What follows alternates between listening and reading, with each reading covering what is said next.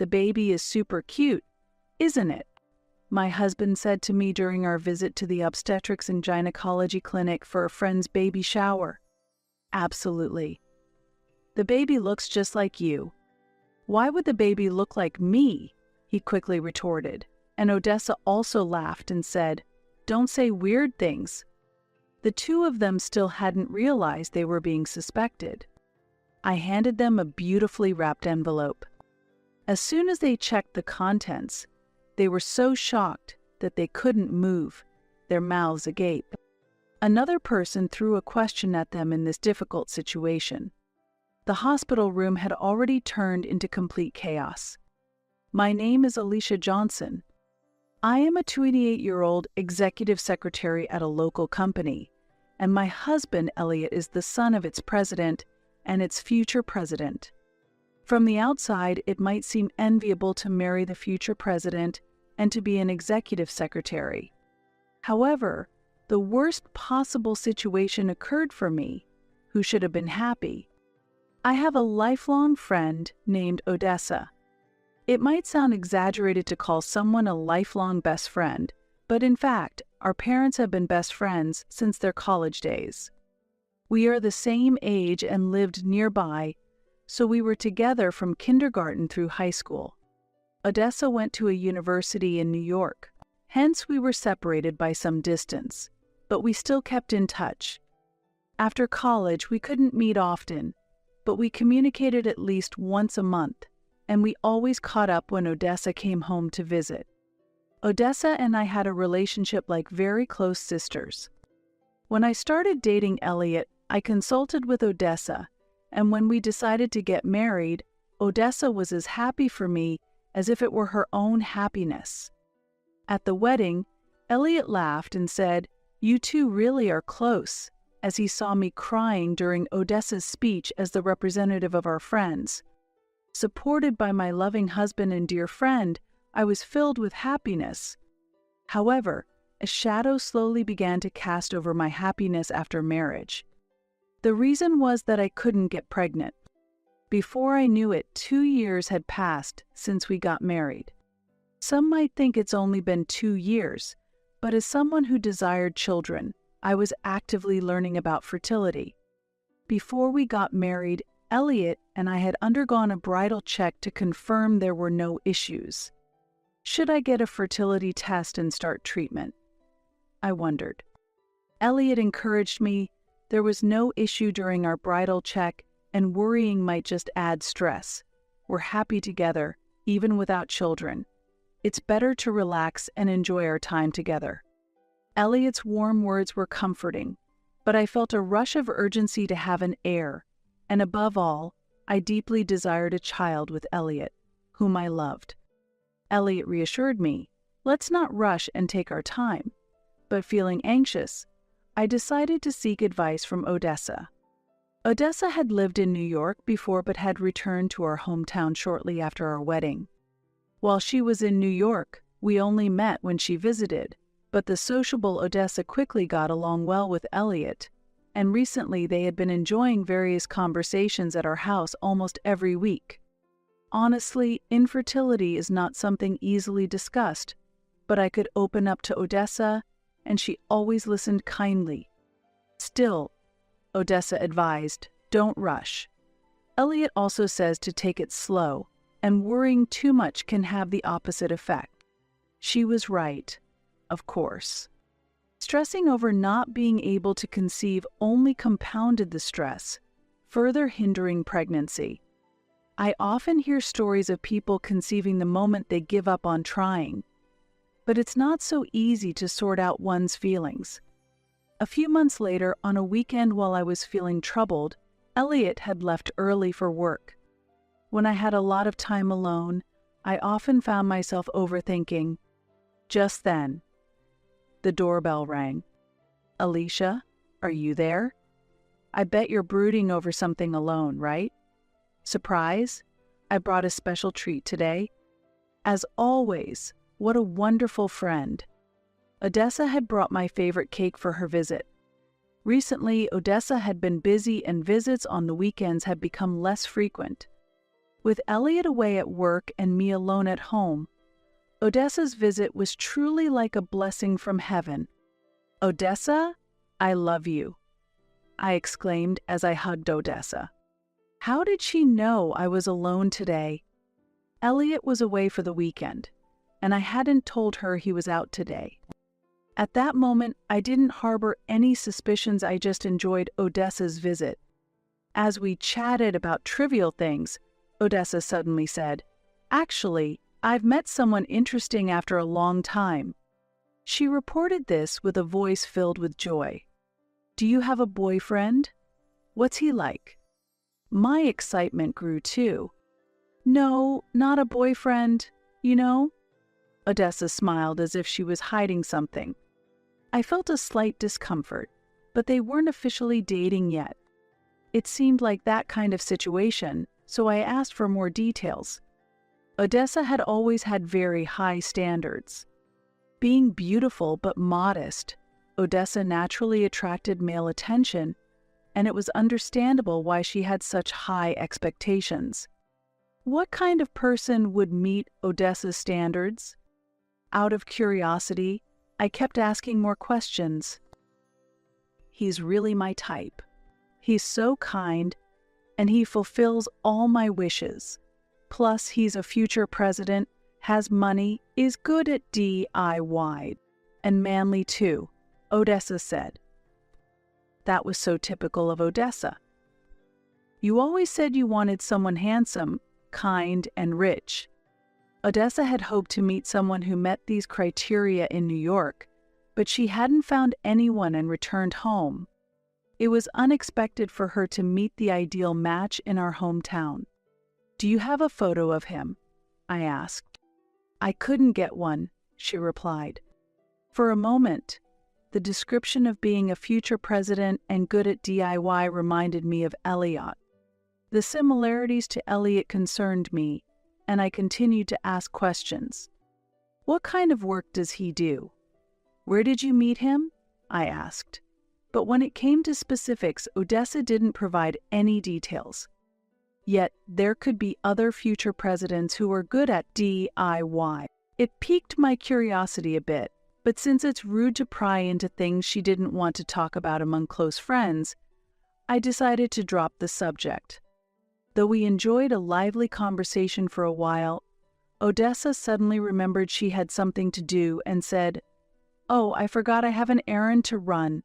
Alicia, see you later," and hurried home. Elliot was also going to be late tonight. Recently, due to his busy work schedule, Elliot often stayed at a hotel near his office on weekdays and spent most of the weekends away from home on business entertainment. During that time, I was left at home, deep in thought. About 6 months later, Odessa contacted me with important news. What could have happened? In the afternoon, when Odessa visited my home, she looked me in the eyes and said, "Don't be mad, okay? I'm actually pregnant." The shocking news came from the unmarried Odessa. Whose child could it be? I was surprised but saw no reason to be angry. Why did Odessa think I would be angry? I smiled and said, "If you're happy, Odessa, then I'm happy too. Congratulations? Are you going to marry him? If you do, let me do the speech?" In response, Odessa looked a bit somber and said, "I'm not thinking about marriage, but he will support me, so it is okay." "So, it's like a common law marriage?" I asked, and Odessa quietly nodded. "What about your parents?" I probed further, and Odessa replied, "Please, keep it a secret from my parents. I'll explain it to them. There might be specific circumstances she can't disclose to others." When I heard she had a boyfriend 6 months ago, I felt she was hiding something, but it seemed best not to delve too deeply. With this in mind, I responded, understood, and only encouraged her by saying, "Have a healthy baby."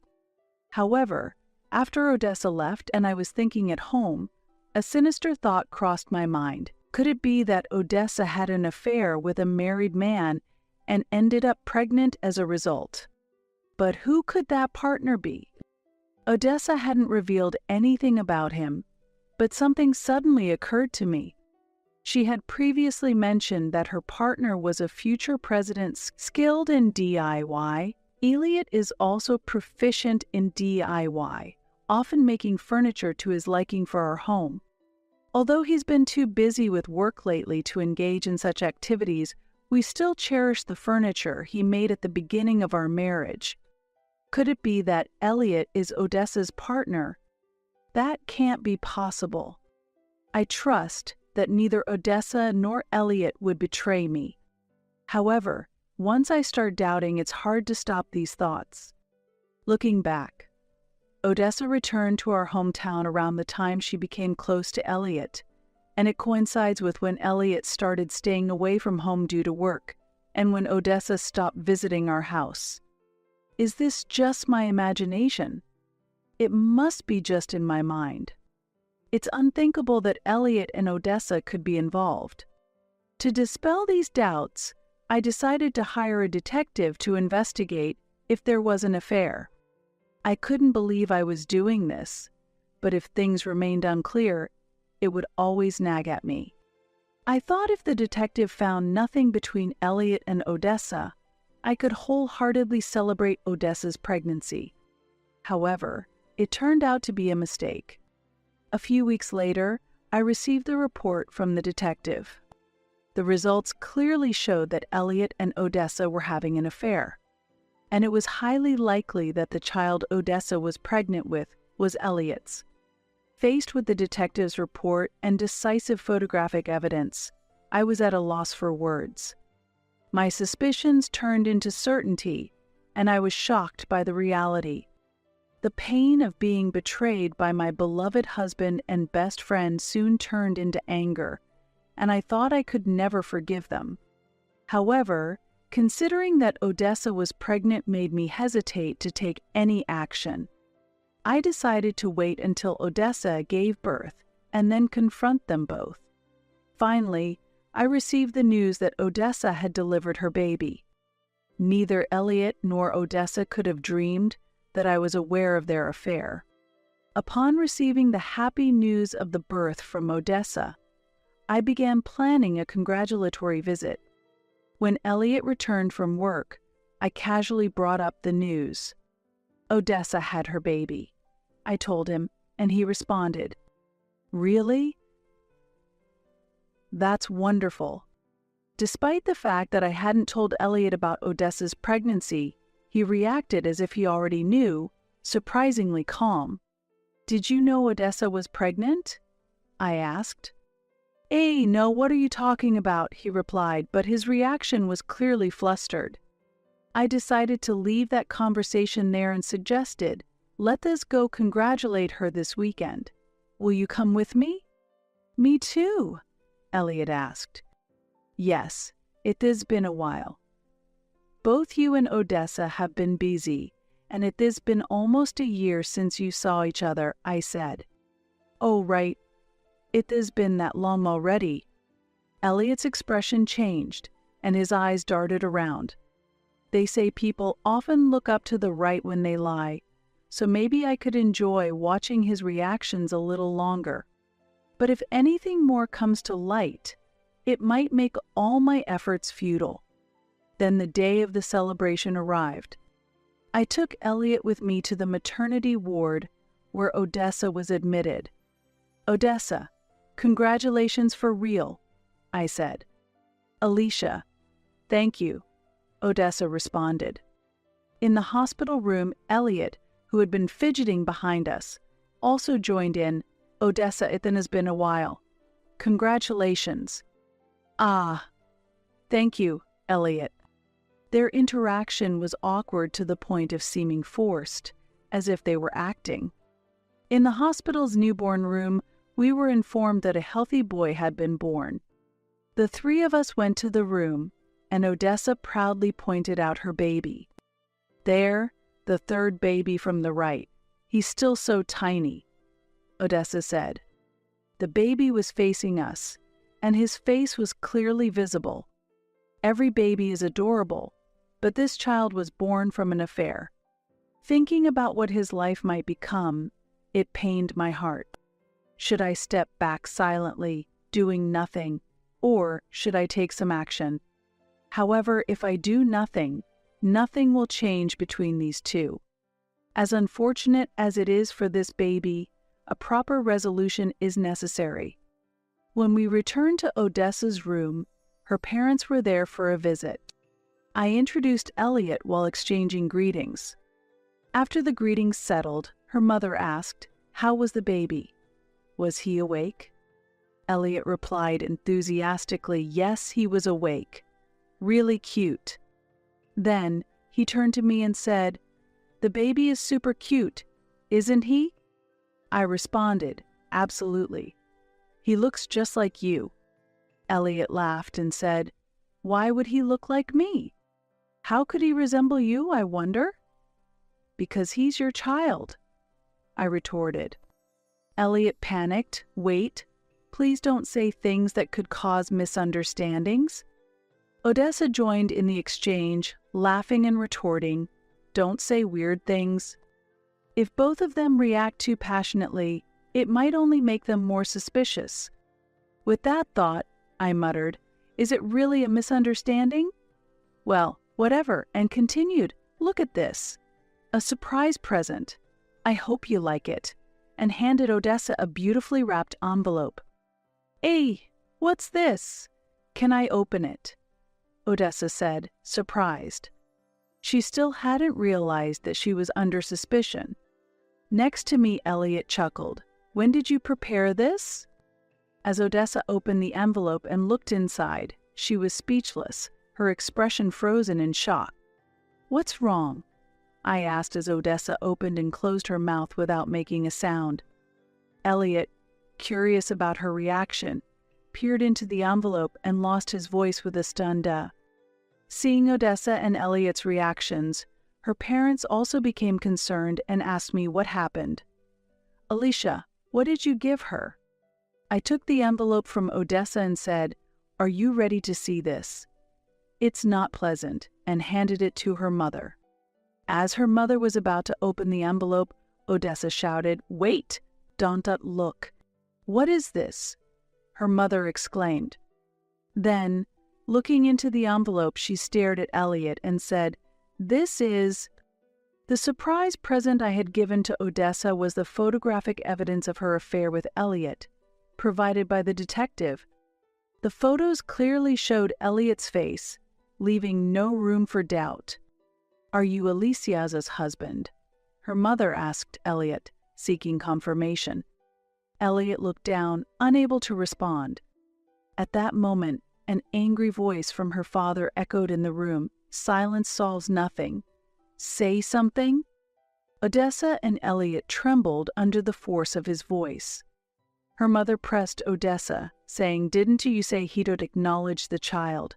You said you wouldn't marry, but would raise him together. How could you plan to do that with Alicia's husband?" Odessa was at a loss for words, merely stammering, What on earth were you thinking? To do this with someone else's husband, especially Alicia's your longtime friend. Why would you do such a thing? Don't that just stay silent. You must have something to say." As her father raised his voice further, Odessa simply remained silent, bowing her head. "Do you think staying silent will solve anything?" But I would not allow it to end there. I directly confronted Odessa. "Why did you betray me?" To that, Odessa responded defiantly, "It is not fair. I've always been more popular. Why should you get to marry someone handsome and wealthy like Elliot? Why did it turn out this way? I should have been the one to marry him. Everyone envied you for marrying Elliot. Plus, you couldn't have children, but I got pregnant right away. That means I am more suitable for Elliot." This was Odessa's true character. I had always known she was disliked by many. However, I never expected her to act this way towards me. Elliot remained silent, just looking down. He was probably swept away before he knew it, pursued by the beautiful Odessa. "Why not invite your father too, since we're celebrating?" It is his first grandchild, after all, I suggested while pulling out my phone. Elliot pleaded, "Wait. Please, don't do that." But I ignored him and made the call. When I briefly explained the situation over the phone, my father-in-law, the president, immediately came to the hospital. I showed him the evidence of Elliot's affair, and he was speechless, saying, "What have you done?" When his father arrived, Elliot was visibly shaken and pale. He had been raised strictly as the future president since he was a child. The president, his father, was the person Elliot feared the most. His father, who always valued honesty, was furious at Elliot's actions and shouted, "Do you understand what you've done? Someone who behaves like this cannot be my son. Never show your face to me again." Elliot, who had been silent, pleaded tremblingly, "Please wait." It was just a moment of weakness. I succumbed to temptation. I swear it won't happen again. Please forgive me. However, his father snapped, "You're apologizing to the wrong person." Then Elliot turned to me and begged, "I am truly sorry. My heart belongs only to you, Alicia. Really. I want us to start over." It was all too convenient. As I watched coldly, Odessa exclaimed, "Wait! Why am I being made out to be the villain? This is mutual, and to say it was just a moment of weakness is terrible. Didn't Tichu tell me Odessa is the best?" "Lies. I never said that. I love only Alicia," Elliot retorted. At that moment, the blame game between Odessa and Elliot intensified, and the atmosphere turned hostile. "I've had enough. Be quiet," Elliot's father shouted, and both were too frightened to move. "Elliot, you are leaving the company. I cannot allow you to take over this company. From now on, you must make your own way in life," Elliot's father declared. Following his declaration, Odessa's father also spoke gravely. "Odessa, I can't support you anymore. Leave the house." Upon receiving this disownment from her parents, both were completely isolated. Disgusted by the scene, I declared to them, "I will file for divorce and take my share of the property. After that, you two can be happy together." However, Elliot desperately pleaded, "Wait, Alicia. Forgive me, let this start over, shall we?" "No! Every time I see you, I'm reminded of both of you. Never appear before me again. If I am cornered, I will call the police." "Father-in-law, that's acceptable, right?" I asked him for confirmation. He immediately responded, "Of course. Please proceed as you wish, Alicia. I am truly sorry." Hearing this, I pulled out the divorce papers right there and made the sobbing Elliot sign them. Afterwards, I bid my farewell to Odessa's parents and left the hospital room alone. The divorce was completed without issue, and Elliot paid me a lump sum for the property division. Ultimately, the conflict between Odessa and Elliot escalated from an argument in the hospital room to a fierce quarrel, and despite having a child, they ended up separating. Presumably, Odessa decided to cut ties with Elliot because he lost his position as the future president. The child was ultimately taken in by Odessa's parents, and both economically distressed and driven out of their home, Odessa and Elliot exhausted their savings paying alimony and are now desperately working to make ends meet. I also contemplated resigning, but Elliot's father told me, "If you don't mind, I would like you to continue working with me," and ultimately, I continued as his secretary. While some in the office gossip, the majority of my colleagues encourage me, saying life is still ahead, and have started reaching out to foster new connections. I never imagined I would lose both my husband and best friend at the same time, but life is filled with unpredictable events. I will continue to walk the righteous path and live